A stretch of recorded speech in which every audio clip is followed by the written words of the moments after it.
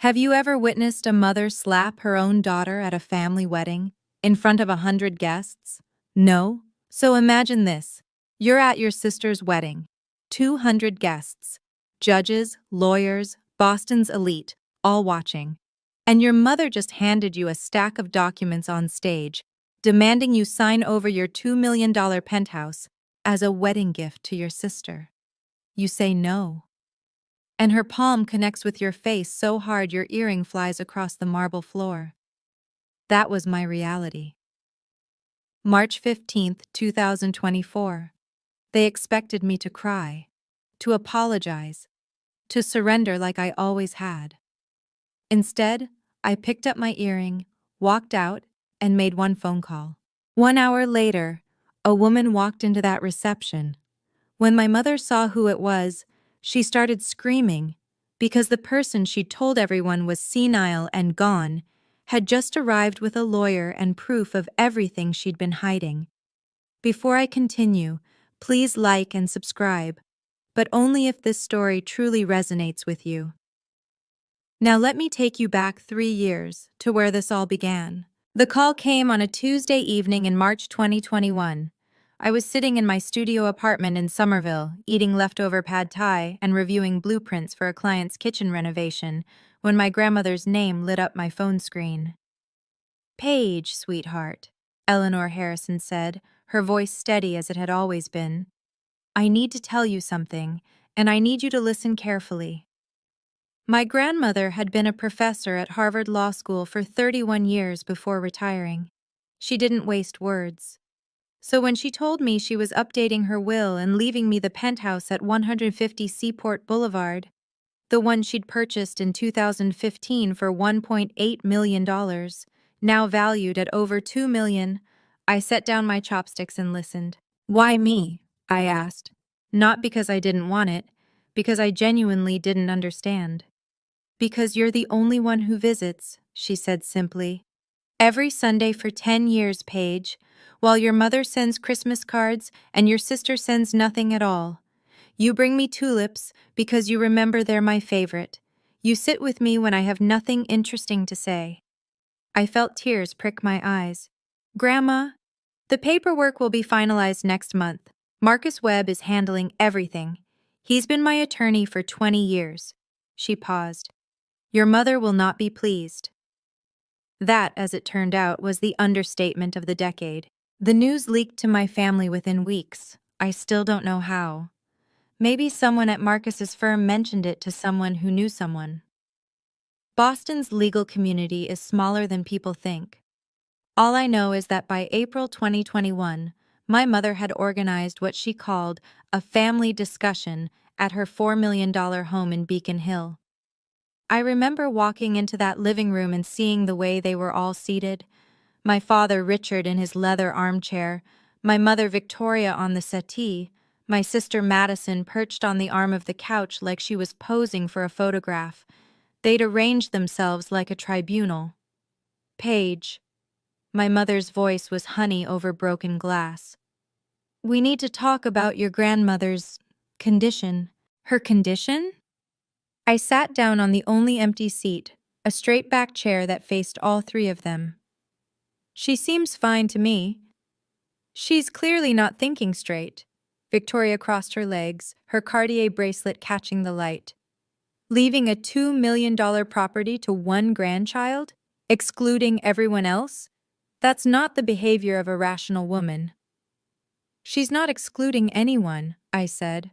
"She's giving me something she wants me to have. That's her right."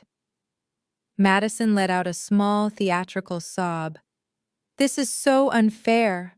I've always loved Grandma. I just don't have time to visit like you do. I have a career. I have a life." "You have a trust fund and a fiancé with a yacht," I thought, but didn't say. "The fair thing to do," my father spoke for the first time, his voice measured in that way attorneys cultivate, "would be for you to decline the inheritance, or at least agree to sell the property and split the proceeds equally among family members." I stared at him, Richard Harrison, who hadn't asked me a single question about my life in years. Richard Harrison, who'd missed my college graduation because of a scheduling conflict that turned out to be a golf tournament. That Richard Harrison was now telling me what would be fair. "I'm not declining anything," I said, "and I'm not selling anything. Grandma made this decision because she wanted to. If you have a problem with it, talk to her." The temperature in the room dropped 10 degrees. Victoria's smile vanished. "Then I hope you're prepared," she said, "for the consequences of being so selfish." The consequences came swiftly. By summer 2021, I had been quietly removed from the family text chain. I learned about Madison's engagement party through an Instagram post. A photo of her surrounded by our cousins, champagne glasses raised, at a venue I recognized as the Boston Harbor Hotel. The caption read, "Future Mrs. Caldwell," with 3 diamond emojis. No one had told me. No one had invited me. When I asked my mother about it, she said, "Oh, we assumed you wouldn't want to come. You've been so busy with your little decorating business." My little decorating business was a licensed interior design studio with 12 active clients and revenue that had doubled in the past year. But to Victoria Harrison, anything that wasn't a law degree or a wealthy husband was just a hobby. The worst part wasn't the exclusion, it was what came with it. The stories Victoria began telling anyone who would listen. "Paige manipulated my mother," I overheard her say at a neighborhood gathering I'd shown up to uninvited. "Visited her constantly, turned her against the family. You know how vulnerable elderly people can be. She painted me as a predator, a schemer, the ungrateful daughter who'd exploited a confused old woman for profit. And through all of it, I never once corrected her publicly. I never made a scene. I thought if I stayed quiet, if I just kept my head down, eventually the storm would pass. I didn't understand yet that silence was exactly what she was counting on. What I also didn't understand was why Grandma Eleanor had moved into Brookhaven Senior Living in late 2021, a luxury facility in Wellesley that cost $12,000 a month. She told me she wanted peace and quiet. She told me she was tired of the drama. But sometimes when I visited her on Sundays, I caught something in her eyes, a flicker of something that looked almost like fear. "Grandma," I asked once, "did something happen? Between you and Mom?" She looked out the window at the manicured gardens for a long moment. "Some things are better left alone," she finally said. "At least for now." I let it go. I shouldn't have. 3 years would pass before I understood what she was hiding, and why she'd chosen to hide it. December 2023. 3 months before the wedding that would change everything. I was in my studio on a Friday afternoon, reviewing fabric samples for a Brookline townhouse project, when the mail arrived. Among the invoices and catalogs was an envelope of heavy cream cardstock, my name written in calligraphy so elaborate, it took me a moment to decipher it. Inside was an invitation. Madison's wedding, March 15th, 2024. The Fairmont Copley Plaza. Black tie. For a full minute, I just stared at it. After 2 years of being treated like a ghost, no holidays, no birthdays, no casual texts, they were inviting me to the wedding? My phone rang that same evening. "Mother." "Paige, darling." Victoria's voice was warm, almost affectionate. I hadn't heard that tone since before the inheritance news broke. "Did you receive Madison's invitation?" "I did." "Wonderful. You know, this wedding is going to be such a beautiful opportunity for our family to heal, to move forward." She paused meaningfully. "To show everyone that the Harrisons are united." I waited. "I've been thinking," she continued, and there it was, the real reason for the call. This would be the perfect time to revisit our conversation about the penthouse. Madison and Tyler will need a place to live after the honeymoon, somewhere appropriate for a young couple starting their life together. I closed my eyes. Of course, the invitation wasn't an olive branch, it was bait. Mom, the penthouse is mine. Grandma left it to me. That hasn't changed. Nothing has to change, sweetheart. You could simply transfer the property as a wedding gift. Think of how generous that would look. Think of how proud Grandma would be to see you supporting your sister. The audacity of it took my breath away. Using my grandmother, the woman who had specifically chosen to give me that apartment, as an argument for why I should give it away. I'm not transferring anything. Paige, the warmth evaporated. Madison deserves a proper start. She's marrying into the Caldwell family. Do you understand what that means? Tyler's father is a managing partner at Ropes and Gray. They'll be entertaining. They'll be hosting. They need a home that reflects their status. Then Tyler's father can buy them one. Silence stretched between us. When Victoria spoke again, her voice was ice. I expect you to think carefully about this before the wedding, and I expect you to make the right choice. She hung up. I sat in my studio as the winter sun set, casting long shadows across my drafting table. I understood exactly what was at stake now. If I went to that wedding and refused again, in front of everyone Victoria had spent decades cultivating relationships with, she would make me pay. She would tell every guest that I was the selfish, ungrateful daughter who'd ruined her sister's special day. She would weaponize the entire Boston legal establishment against me. My reputation, my business, my future client referrals, so many of which came from word of mouth in exactly those circles. But if I didn't go, that would be its own kind of surrender, proof that I was too ashamed to show my face, proof that I had something to hide. I considered skipping it. I really did. But something in me refused. I had done nothing wrong. I had accepted a gift from someone who loved me. I would not be made to feel like a criminal for it. I RSVP'd yes. 1 week before the wedding, my phone rang at 7 in the morning. Grandma Eleanor. Sweetheart, she said, her voice carrying that particular urgency I'd only heard a handful of times in my life. I need you to listen carefully. I'm listening. If something happens at that wedding, and I believe something will, I want you to call Marcus Webb immediately. The number is 617-555-0142. Can you write that down? I grabbed a pen. Grandma, what are you talking about? What's going to happen?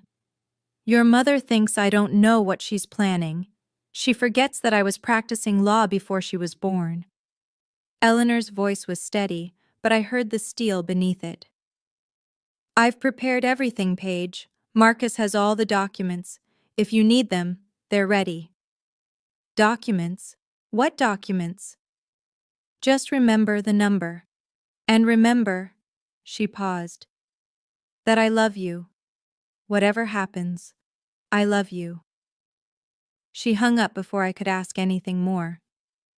I saved Marcus Webb's number in my phone, not understanding why my hands were shaking. I wouldn't understand until I walked through the doors of the Fairmont Copley Plaza and saw what was waiting for me. March 15th, 2024, 5:00 p.m. The Fairmont Copley Plaza rose above Copley Square like a monument to old money and older traditions. I'd driven past it hundreds of times in my life, but walking through those gilded doors as a guest, as a Harrison, felt different.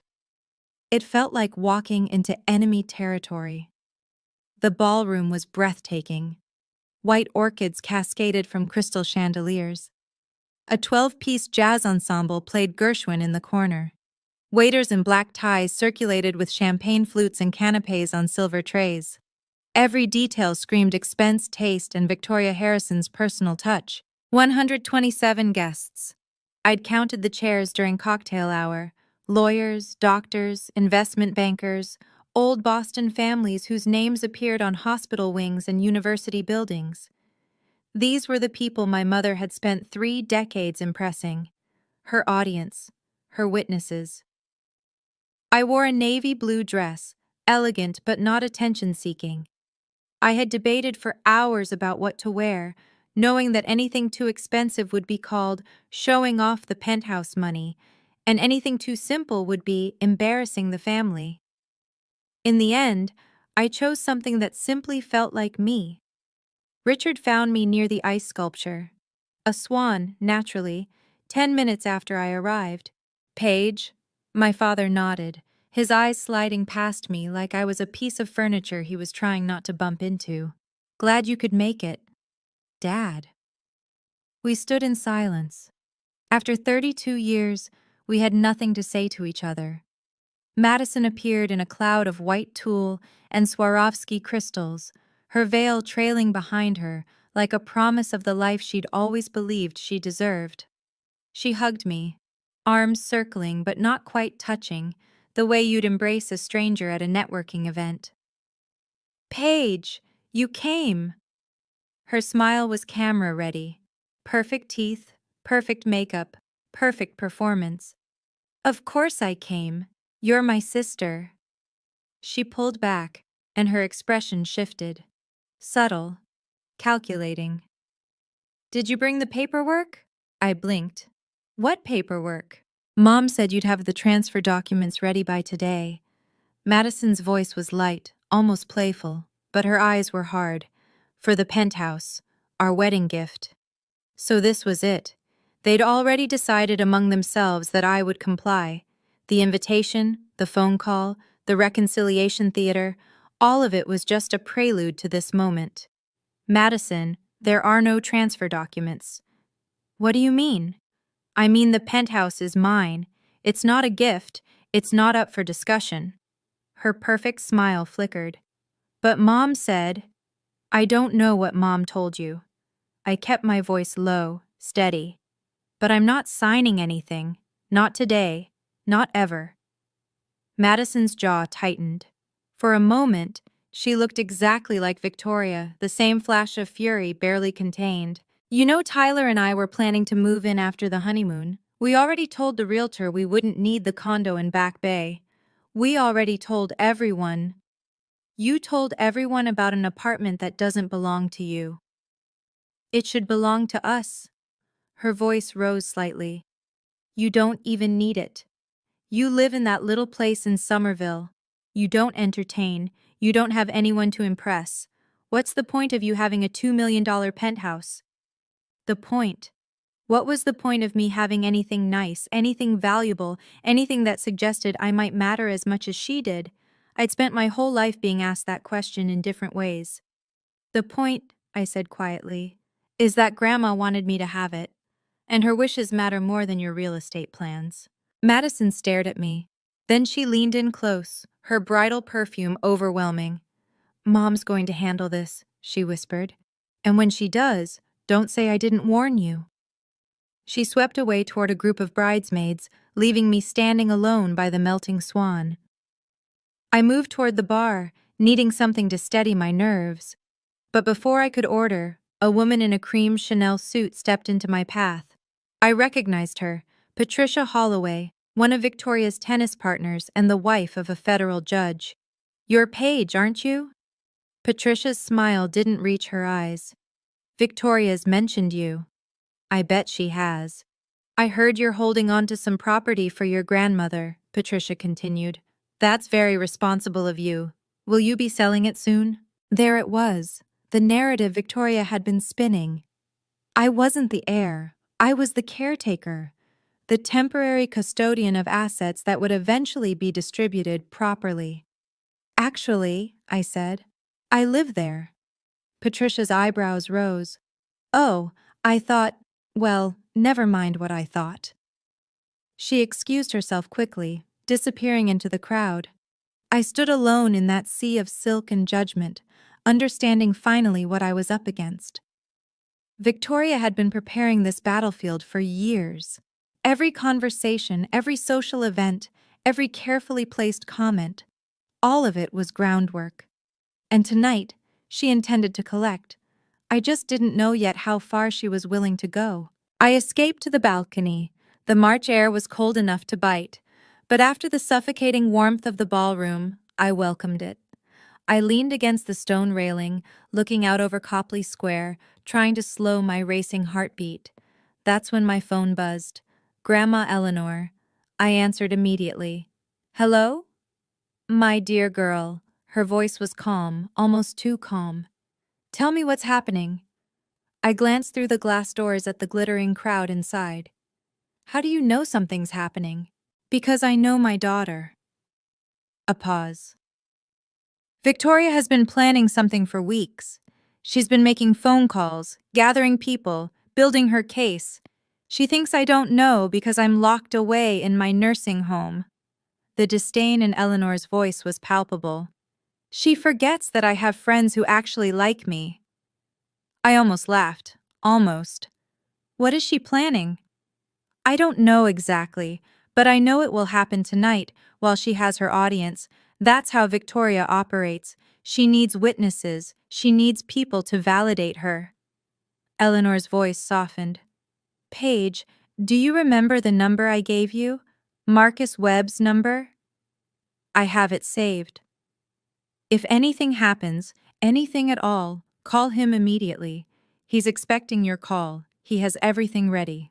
I pressed my back against the cold stone. Grandma, what is everything? What are you not telling me? Silence stretched across the line. 6 months ago, Eleanor finally said, your friend Daniel came to visit me.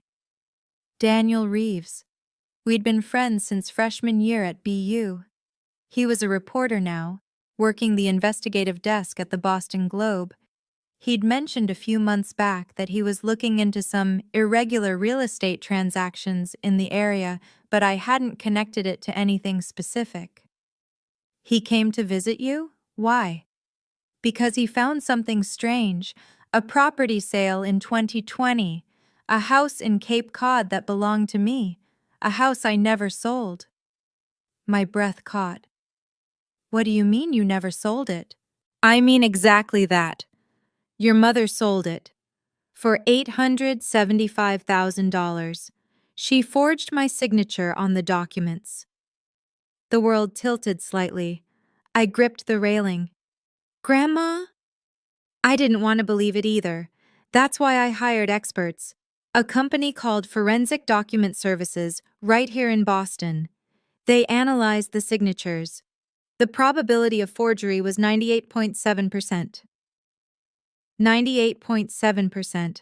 That wasn't doubt. That was certainty. Why didn't you tell me? My voice came out hoarse. Why didn't you go to the police? Because she's my daughter. Eleanor's voice cracked just slightly before she steadied it. Because I still hope, that there might be some explanation I don't understand. Some reason that isn't what it looks like. But we both knew. We both knew there wasn't. That's why you moved to Brookhaven, I said, understanding flooding through me. Not because you wanted peace and quiet, because you couldn't stand being around her. I couldn't trust her, Paige, and I couldn't prove anything without destroying everything. So I removed myself. I protected what I could protect, the penthouse, my remaining assets, and I waited. For what? For Victoria to make a mistake. Eleanor's voice hardened. Tonight might be that mistake. If she pushes too far, if she exposes herself publicly, then Marcus has everything he needs to respond.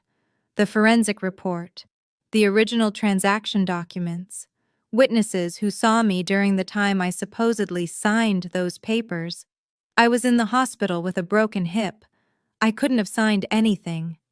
I closed my eyes, absorbing the weight of it all. My mother hadn't just tried to manipulate me.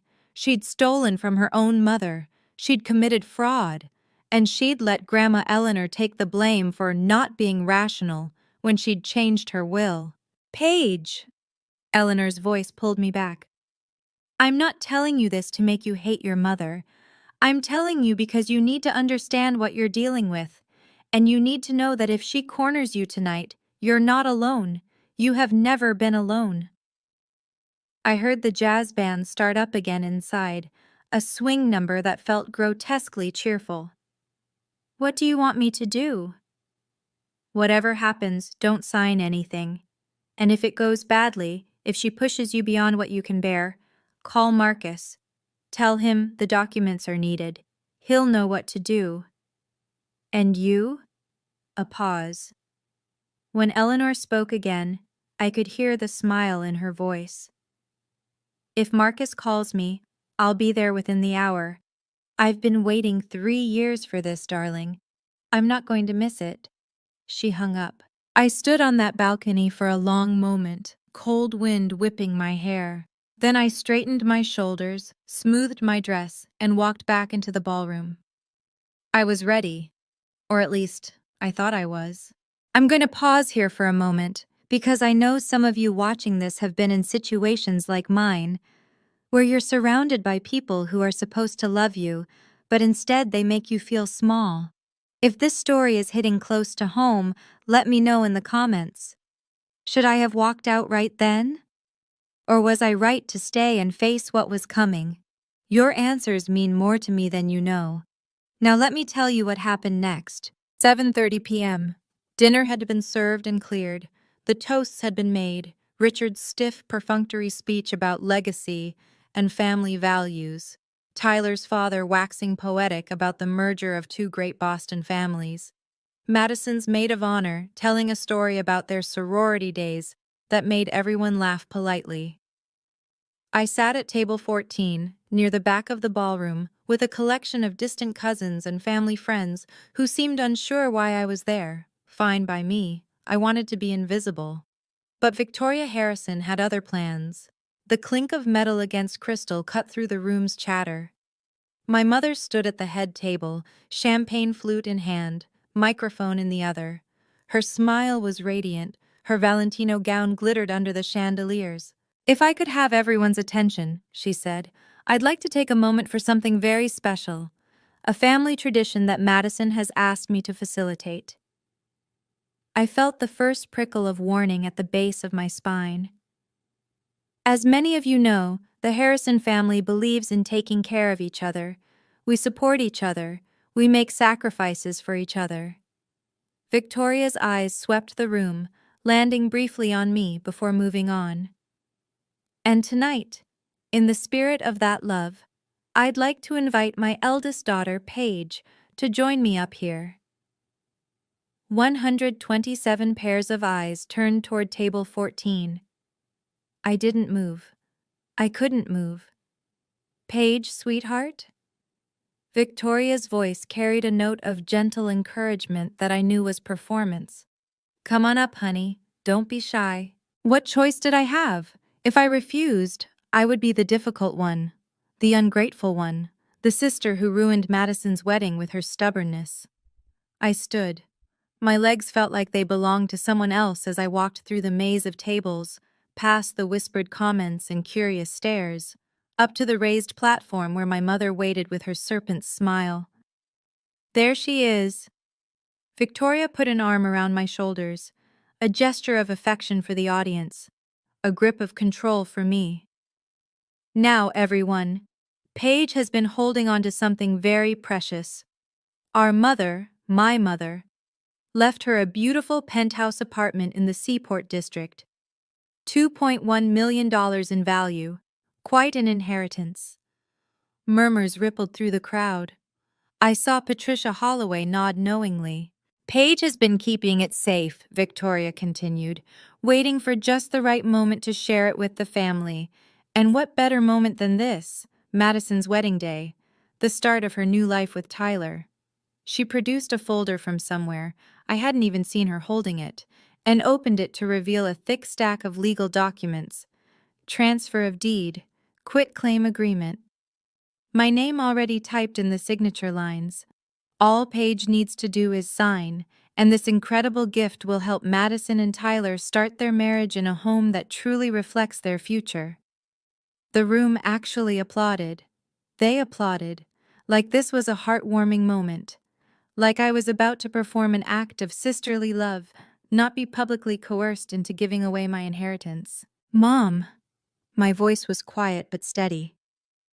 I'm not signing this. Victoria's smile didn't waver. Don't be nervous, sweetheart. It's just paperwork. It's not just paperwork. It's the apartment Grandma Eleanor left to me, not to Madison, Not to the family, to me. The applause died. The silence that replaced it was deafening. Paige!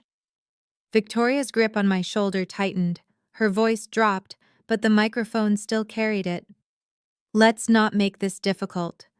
I'm not making it anything. I'm telling you no. Madison appeared at the edge of the platform, her face a mask of wounded innocence. Paige, you're really going to do this? On my wedding day? Madison, I didn't ask to be called up here. I didn't ask to be put on display.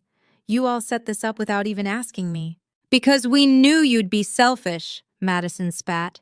We knew you'd choose that stupid apartment over your own family.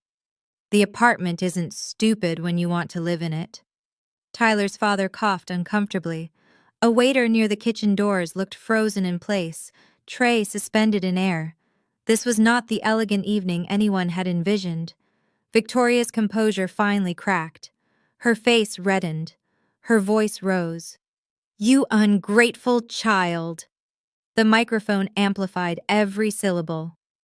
After everything we've done for you, after we raised you, educated you, supported your little business, you can't do this one thing for your sister? You didn't support my business. You've never even been to my studio. And you didn't raise me. Grandma did, every summer, while you were at conferences and galas and anywhere else that wasn't home. Gasps scattered through the audience. I'd said too much, I knew it, but I couldn't stop. The penthouse is mine because Grandma wanted me to have it, because I was there, because I cared. And no amount of public humiliation is going to change that. Victoria's hand moved so fast I didn't see it coming. The slap connected with my left cheek, hard enough to snap my head sideways. My silver earring, the one Grandma Eleanor had given me for my 30th birthday, flew off my ear and bounced across the marble floor with a sound like a small bell. The room went absolutely silent. For a moment, I stood perfectly still.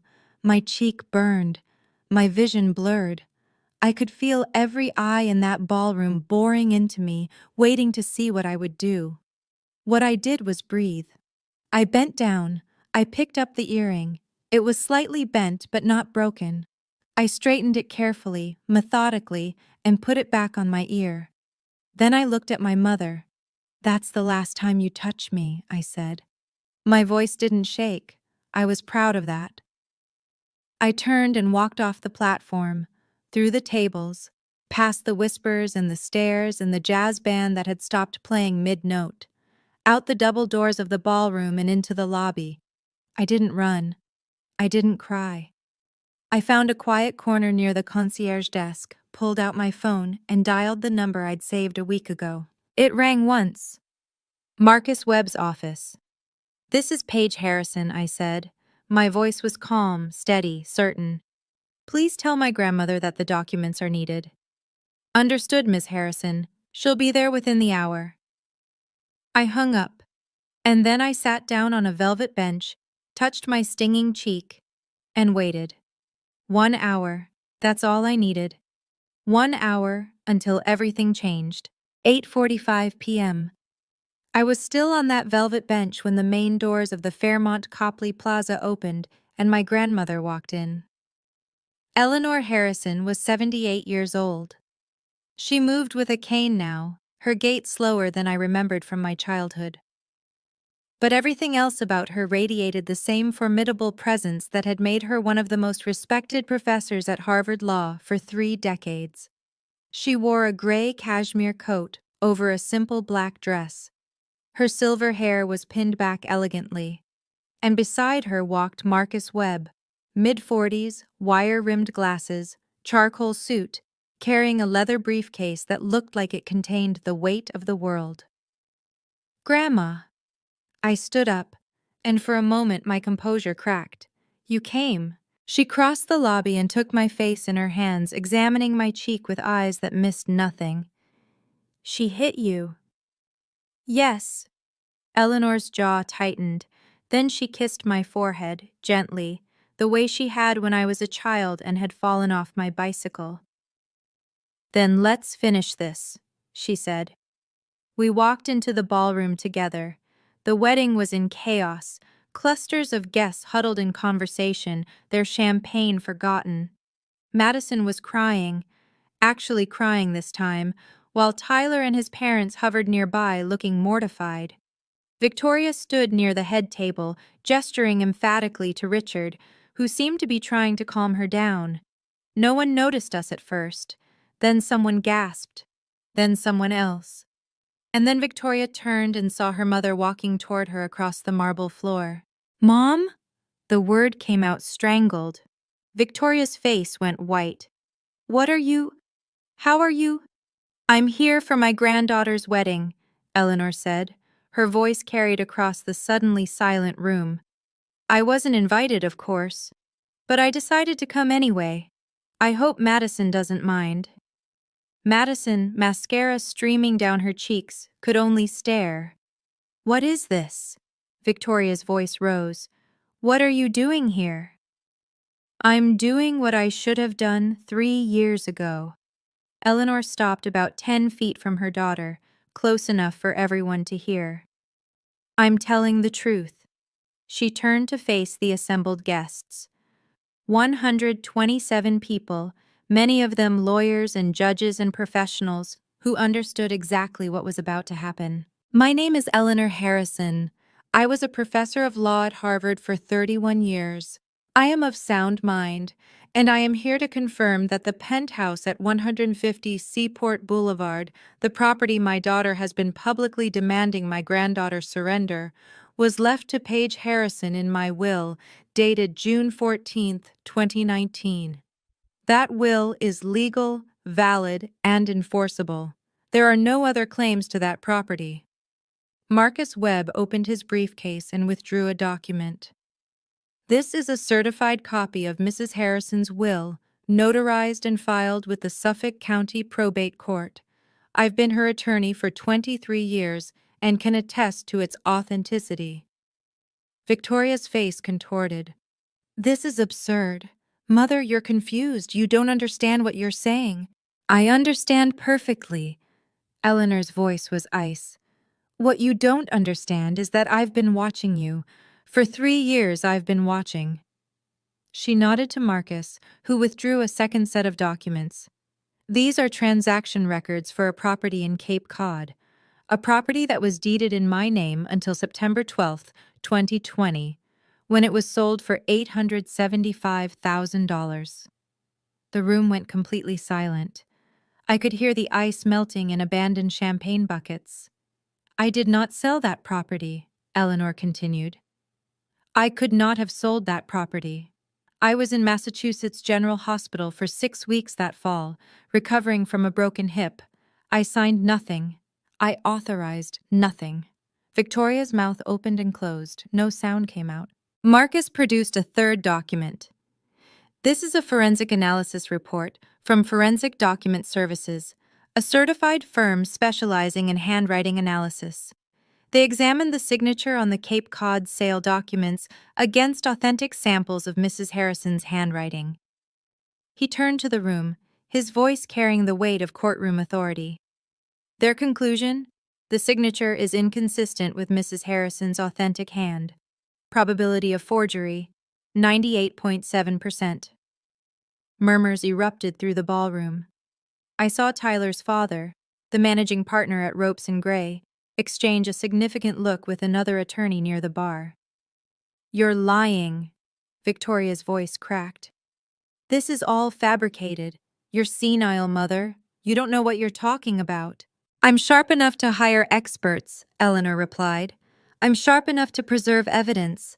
And I'm sharp enough to have forwarded this entire file to the Suffolk County District Attorney's office last week." The color drained completely from Victoria's face. You didn't? Forgery and fraud, Victoria. Up to 5 years in prison under Massachusetts law." Eleanor's voice was almost gentle now, the same tone she'd once used to explain complex legal concepts to first-year students. "I didn't want to believe my own daughter could do this. I gave you 3 years to confess, to make it right. But instead, you spent those years slandering my granddaughter, calling her a manipulator, calling me senile. trying to steal her inheritance the same way you stole my property. Victoria spun to face Richard. Richard, say something. Stop this. Richard Harrison, who had stood silently through everything, took a step backward. I didn't know, he said. His voice was flat, empty. I didn't know about the Cape Cod house. You signed the transfer, Victoria shrieked. You were there. I signed what you told me to sign.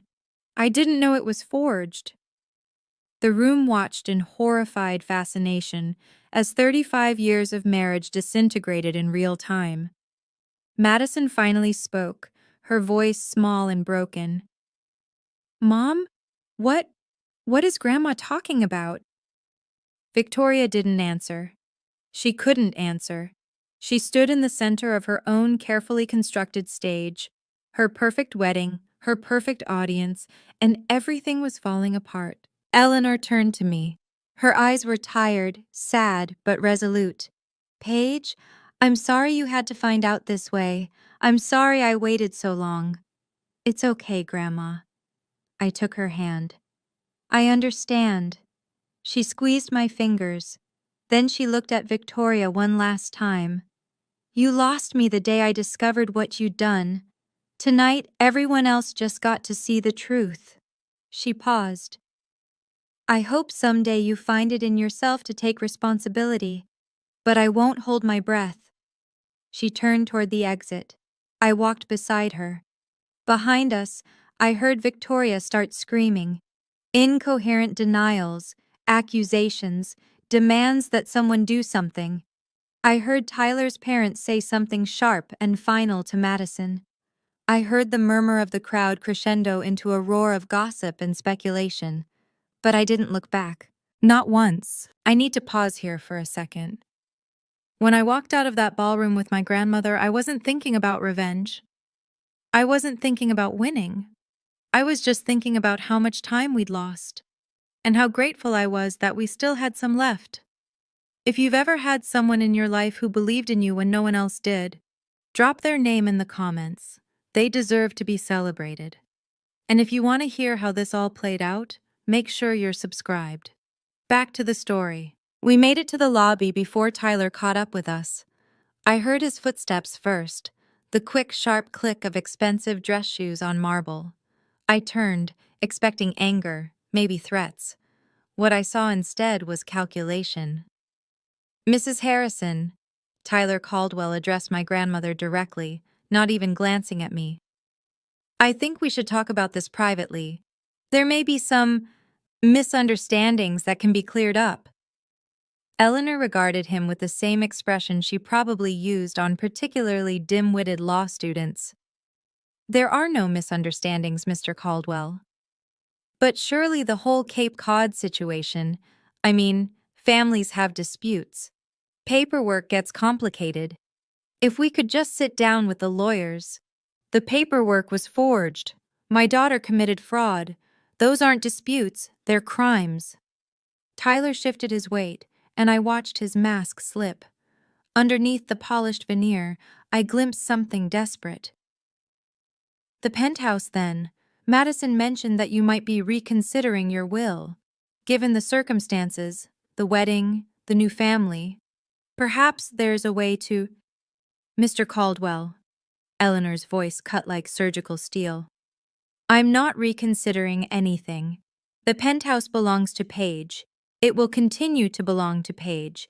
And if you're asking whether I'll give my remaining assets to a granddaughter who just married a man willing to beg at a ballroom door, the answer is no.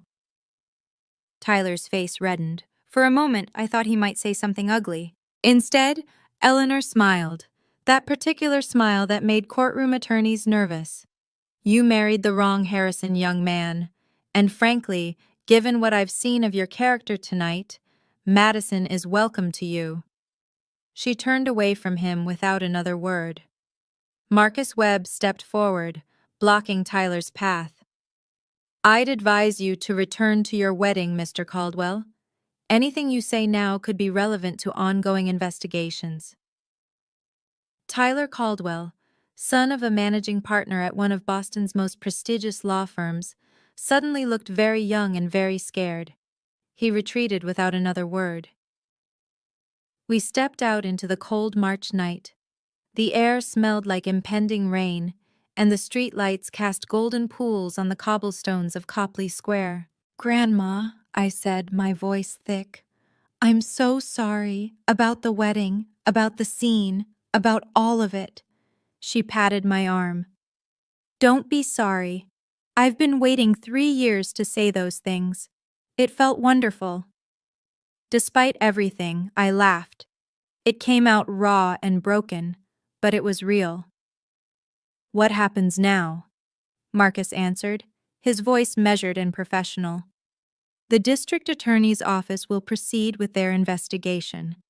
Mrs. Harrison has provided substantial documentation.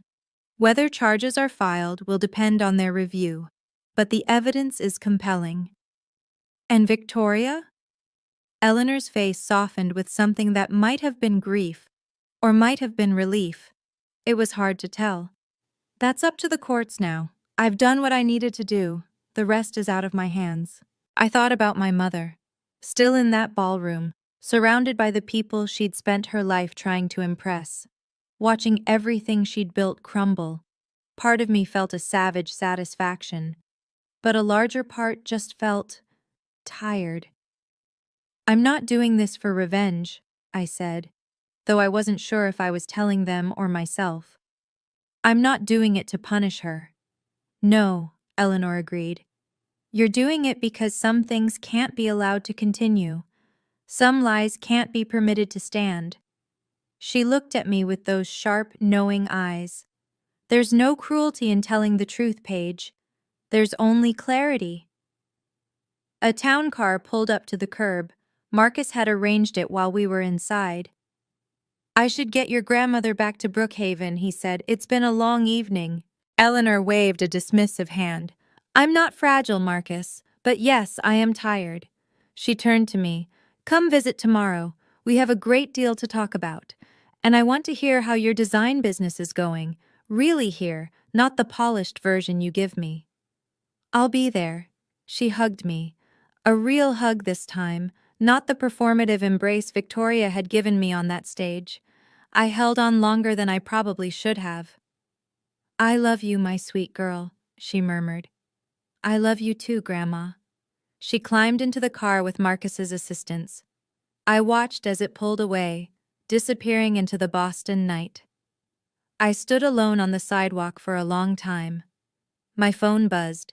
A text from Daniel Reeves. "Just saw the Globe's legal beat guy tweet something cryptic about a prominent Boston attorney. Was that?" I typed back. "I'll explain later. Thank you for everything." Another text. This one from a number I didn't recognize. "Paige, it's Jennifer Thompson from Becker Legal. We were at the wedding. I owe you an apology.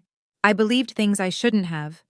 If you're ever interested in discussing design work for our new office, please call me." I stared at the screen. Jennifer Thompson. One of the women I'd seen whispering with Patricia Holloway earlier that evening. Now offering me business. I wasn't sure if I'd call her, but I saved the number. Then I put my phone away, pulled my coat tighter against the cold, and walked toward the parking garage. For the first time in 3 years, I felt like I could breathe. The fallout was swift and measured. 2 weeks after the wedding, Victoria Harrison was summoned to the Suffolk County District Attorney's Office for questioning regarding the Cape Cod property sale. The interview lasted 4 hours. When she emerged, according to what Marcus later told me, she looked 10 years older. Her attorney, a colleague from her tennis club who'd originally agreed to represent her, withdrew from the case within days, citing conflict of interest. The real reason, I suspected, was that he'd seen the evidence and wanted nothing to do with a losing battle. Or perhaps he'd heard from enough mutual friends that continuing to represent Victoria would damage his own standing in Boston's legal community. My father moved to a hotel on March 28th, the Ritz-Carlton, because even in crisis, Richard Harrison maintained appearances.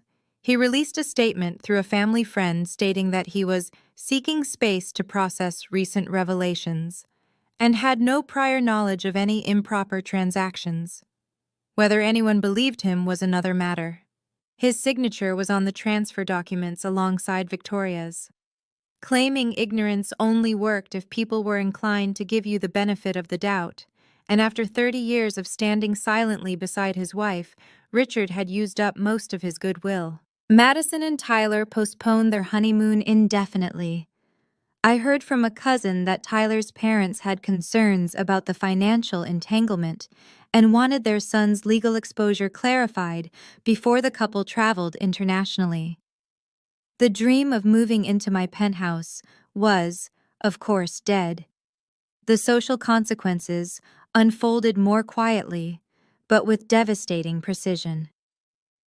On April 3rd, Victoria received an email from Partners for Justice, the charity organization whose annual gala she'd co-chaired for 17 years. The subject line read, "Your invitation status has been updated." The body was brief and corporate. Due to circumstances requiring legal resolution, her involvement in the upcoming gala was under review pending further developments. Translation: she was disinvited. The Boston Bar Association opened an ethics inquiry after 2 attorneys who'd attended the wedding filed formal complaints. The complaints didn't allege anything Victoria had done to them. They alleged conduct unbecoming of an officer of the court. The investigation was ongoing. On April 10th, a small item appeared in the Boston Globe's Legal Beat column, written by a reporter I recognized from Daniel's newsroom. Boston area attorney under investigation for alleged document fraud in 2020 real estate transaction. The Suffolk County DA's office confirmed the investigation is active, but declined to comment on specifics. The attorney, whose name has not been released, is reportedly connected to a prominent Boston legal family. No names. But in a community as insular as Boston's legal establishment, no names were needed. Everyone knew within hours. I received 11 text messages that week from people I hadn't heard from in years. Some were apologies, some were expressions of support. A few were clearly fishing for gossip, which I ignored. The message that mattered most came from Jennifer Thompson at Becker Legal. She followed up her wedding night text with a formal email. Subject: sincere apologies and a professional inquiry page. I want to begin by apologizing properly. At the wedding, I made assumptions based on things Victoria had told me over the years. Watching what actually happened that night, watching how you handled yourself with such dignity under impossible circumstances, made me ashamed of my own credulity. I don't expect forgiveness, but I would like to offer something concrete. Our firm is renovating our conference floor, and we're looking for an interior designer who understands professionalism, discretion, and good taste. If you're interested, I'd love to discuss the project. Please let me know either way. And again, I'm sorry. Jennifer. I sat with that email for 3 days before responding. Part of me wanted to reject it, to refuse anything that came from Victoria's social circle. But another part recognized that Jennifer Thompson wasn't Victoria. She was someone who'd been lied to, who'd believed those lies, and who was now trying to make amends. I took the meeting. The project was substantial: a full redesign of 2 conference rooms and a reception area for a mid-sized law firm. Budget: $82,000. Timeline: 3 months. It was the largest contract I'd ever landed. By May, I'd received 2 more project inquiries from attorneys who'd been at the wedding. Word was spreading, not just about Victoria's downfall, but about my work.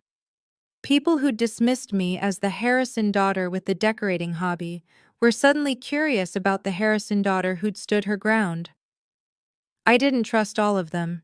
I vetted every client carefully, asked pointed questions about how they'd heard about me, and turned down one project from someone who seemed a little too eager to pump me for information about Victoria's case. But slowly, carefully, I began to rebuild. Not just my business, my sense of who I was. The strangest development came in early May. I received a certified letter from a real estate attorney in Cape Cod informing me that the 2020 sale of Eleanor's property was under legal review and that the current owners had been notified of potential title defects. Marcus explained what this meant. If the original sale was voided due to fraud, the buyers might have claims against Victoria for the purchase price. The property itself could potentially revert to Eleanor's estate. It's complicated, he said, and it could take years, but the wheels are turning. Victoria Harrison, who had spent her life accumulating status and property and social capital, was watching it all slip away. I won't pretend I didn't feel some satisfaction in that, but mostly I felt something closer to peace. Justice wasn't about revenge. It was about the world finally recognizing what was true. June 2024. 3 months after the wedding. I'm sitting on the balcony of my penthouse, watching the sun set over Boston Harbor. The sky is streaked with orange and pink, and the water reflects it all like scattered jewels.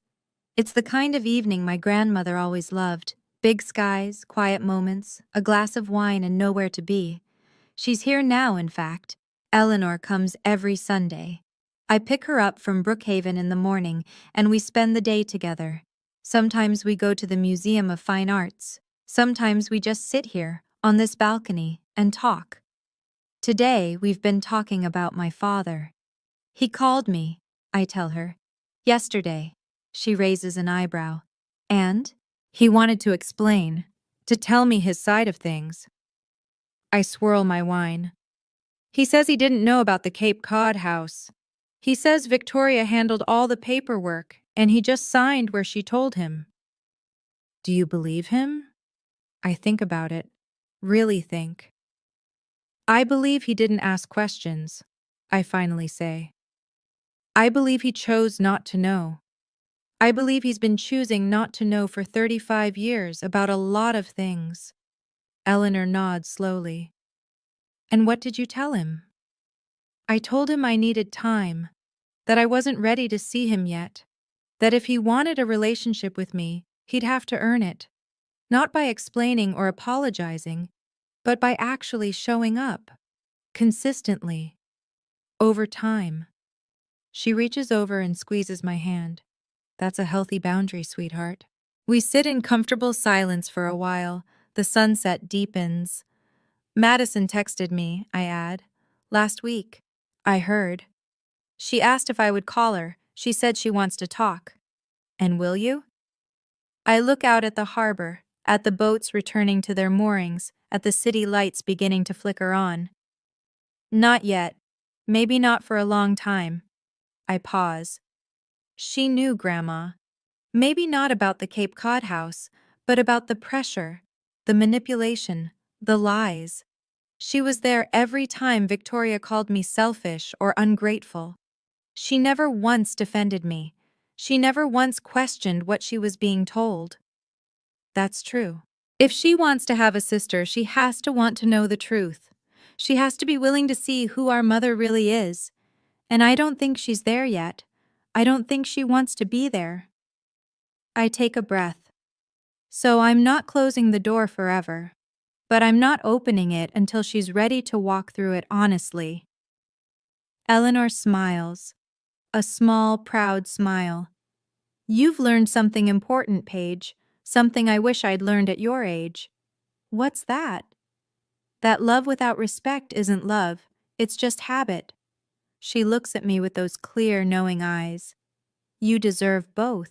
I started therapy in April. My therapist's name is Dr. Carolyn Mitchell, and she specializes in family systems and boundary setting. Every Tuesday at 4, I sit in her office in Cambridge and talk about things I spent 32 years avoiding. It's hard. Some weeks it's exhausting, but it's also the most important thing I've ever done for myself. There's something else, too. His name is Ben, and he's an architect I met at a design conference in May. He has kind eyes and a terrible sense of direction and absolutely no idea who the Harrisons of Beacon Hill are. He likes me, for my work, my laugh, my habit of talking to plants. It's new It's slow. It's the first time I've let someone in without worrying about what they might think of my family. My grandmother finishes her wine and sets the glass down. You know, she says, I've been thinking about what I want my legacy to be. You've already given me a legacy, I say, gesturing at the penthouse around us. Not the property. She shakes her head. I mean the other thing. The thing that matters. I wait. I spent too many years keeping the peace, she says, staying quiet to avoid conflict, letting Victoria become who she became because confronting her was too painful. She looks at me steadily. I don't want that for you. I want you to speak the truth, even when it's hard. I want you to protect yourself, even when it feels selfish. I want you to know that being kind doesn't mean being silent. I feel tears prick my eyes. I'll remember. Good. She pats my hand. Now what's for dinner? All this emotion is making me hungry. I laugh, and the sound fills the evening air. This is my life now. A penthouse that's really mine. A grandmother who loves me. A business that's growing. Boundaries that are firm. A future I'm building myself. One honest choice at a time. If you're watching this, maybe you're in a situation where your family expects you to sacrifice yourself for their comfort. Maybe you've been told that setting limits is selfish. Maybe you're wondering if you're allowed to want more. You are. You're allowed. Being kind to yourself isn't the opposite of being kind to others. It's the foundation. Thank you for staying until the end. And if this story resonated with you, if it reminded you that you deserve respect, that your boundaries matter, that truth is worth telling, leave a comment. Tell me your story. I want to hear it. Take care of yourselves. Thank you so much for watching my story all the way through. If it helped you remember that you're worthy of respect, that saying no doesn't make you a bad person, then this was worth telling. Please hit that like button and subscribe if you want more stories about boundaries, family, and finding your way. Check the description for more videos like this one. And until next time, remember, protecting your peace is not a crime, it's a necessity. Take care, I'll see you soon.